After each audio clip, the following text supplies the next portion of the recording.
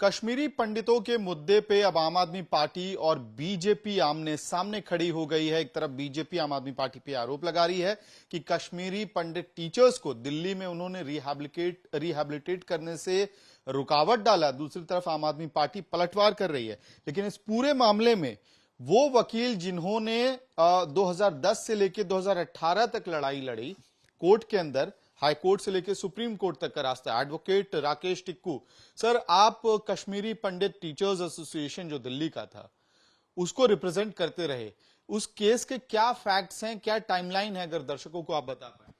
जी, आज सुबह से ये दिखाया जा रहा है न्यूज में, जो ब्लेम गेम खेली जा रही है, मेरे हिसाब से बड़ा दुर्भाग्यपूर्ण है। जो केस खत्म हो गया, डिसाइड हो गया, उसको किसी चीज की आड़ में एक दूसरे पे कीचड़ डालने का कोई औचित्य नहीं है। बट आपने पूछा है मुद्दा क्या है, तो ये बता दूं, 1994 के आसपास जितने जो एग्जोडस हुआ कश्मीर से, उनमें कई लोग टीचर्स भी थे, 35-40 की एज में थे। अब उनको दोबारा नौकरी तो मिलने से रहती जब दिल्ली में आए, तो उस वक्त की गवर्नमेंट ने इनको टेम्पररी एम्प्लॉयमेंट दी एज एडहॉक कॉन्ट्रैक्ट टीचर्स, और इनकी सैलरी 1/3 थी। सोचा ये गया था उस वक्त कि अभी तक ये इससे इनका जीना बसाना हो जाएगा और 5 या 4 साल में शायद ये वापस चले जाएंगे, बट ऐसा हुआ नहीं।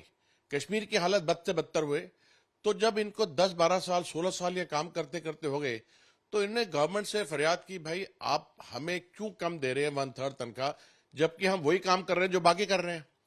गवर्नमेंट ने 1 रिप्रेजेंटेशन 2 रिप्रेजेंटेशन इसको कमेटी को भेजा करके नेट रिजल्ट कुछ नहीं निकला।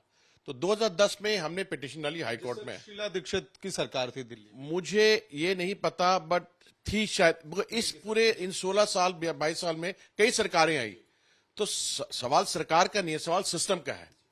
उस वक्त जब केस डाला तो लॉजिकली जब गवर्नमेंट के पास नोटिस गया, गवर्नमेंट ने इसको अपोज किया।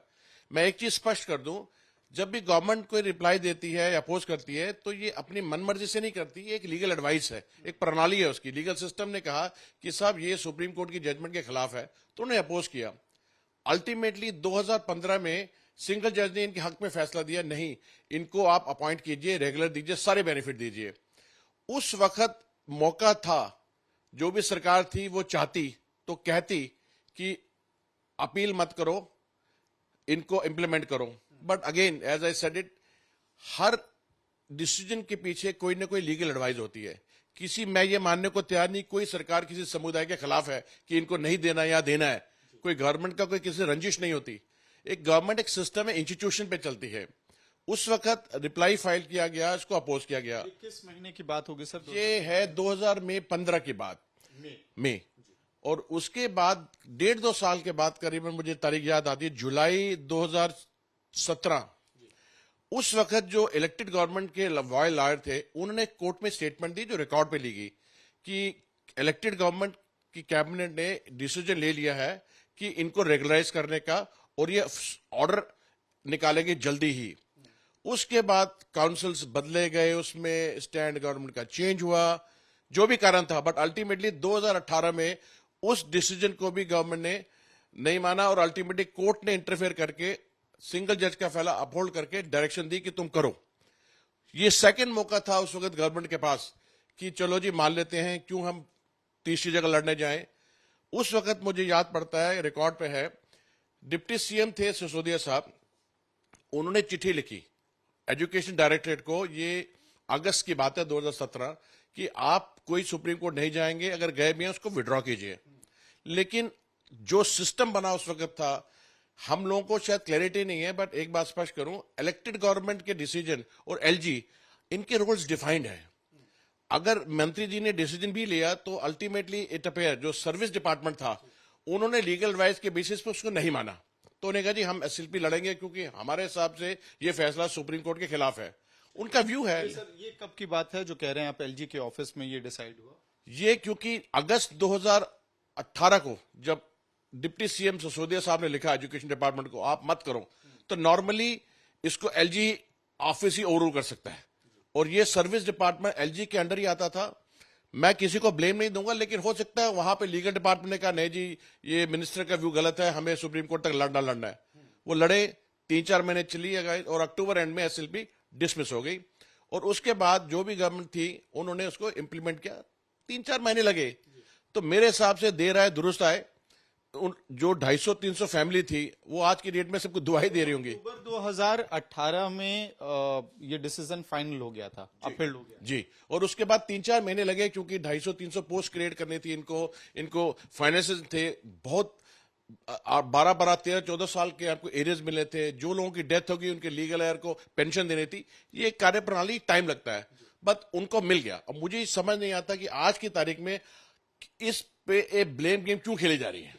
सर। तो सिर्फ फैक्ट्स को करेक्ट करने के लिए, यानी कि 2019 की शुरुआत में लगभग ये 250 जो परिवार थे या टीचर्स थे उनको एब्जॉर्ब कर लिया गया दिल्ली सरकार में, ऐसा ही होगा क्या? जी जी जी, मतलब 2-4 महीने इधर उधर लग गए क्योंकि 250 लोग थे, उनके लीगल थे, एप्लीकेशन थी, प्रोसेसिंग थी, पोस्ट क्रिएट करनी थी इन लोगों की। तो 3-4-5 महीने में होते हैं, बट इस फैसले को दिल्ली गवर्नमेंट ने मान के इसको इंप्लीमेंट किया। ठीक है सर, दो अहम सवाल हैं।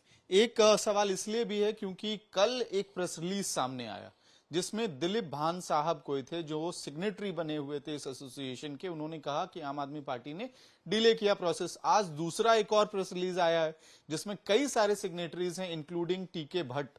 तो आप जो अपना लीगल प्रोसीडिंग्स याद करते हैं उसमें कोई दिलीप भान साहब कोई थे रिप्रेजेंटेशन में जो केस? मैं ये नहीं कह सकता कि कोई था नहीं था, कोई 250 कैंडिडेट थे उसमें से 20-25 एसोसिएशन तो एक नाम की होती है। जो इंडिविजुअल पिटिशनर थे 250 लोग इसमें, कोई एनडीएमसी स्कूल में, कोई एमसीडी स्कूल में, कोई दिल्ली गवर्नमेंट स्कूल में। अब इतने सालों बाद कोई इंसान खड़ा हो जाए कि इसका ये तो उसका पर्सनल परसेप्शन है, मोटिवेटेड भी हो सकता है और अज्ञानता से भी हो सकता है। बट जो मैं नरेट कर रहा हूं this is based on factual record which are part of the system and which I have seen it.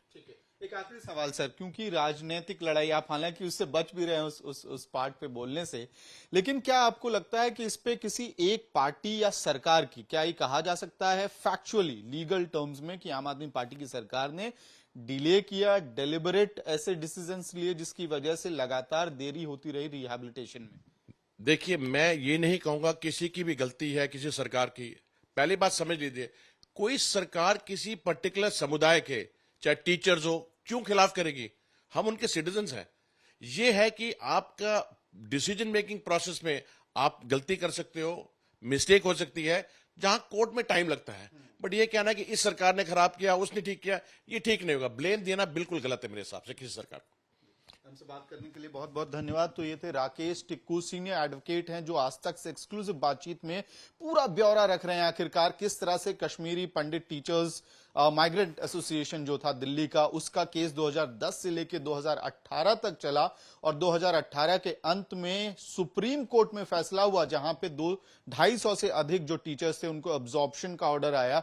और कहीं ना कहीं वो कह रहे हैं कि 2 बारी आम आदमी पार्टी की सरकार ने एक तरह से ये राय जरूर दिखाई थी कि केस को सुप्रीम कोर्ट तक नहीं ले जाया जाए। हालांकि लीगल एडवाइजेस जो इस प्रोसेस में दिए गए उसकी वजह से संभवतः मामला सुप्रीम कोर्ट तक खिंच के गया। लेकिन 2018 के अंत में 250 से ज्यादा जो टीचर्स थे उनको सिस्टम के अंदर अब्सॉर्ब करने की प्रक्रिया शुरू कर दी गई थी। वीडियो जर्नलिस्ट नासिर के साथ मैं अमित भारद्वाज, दिल्ली आज तक।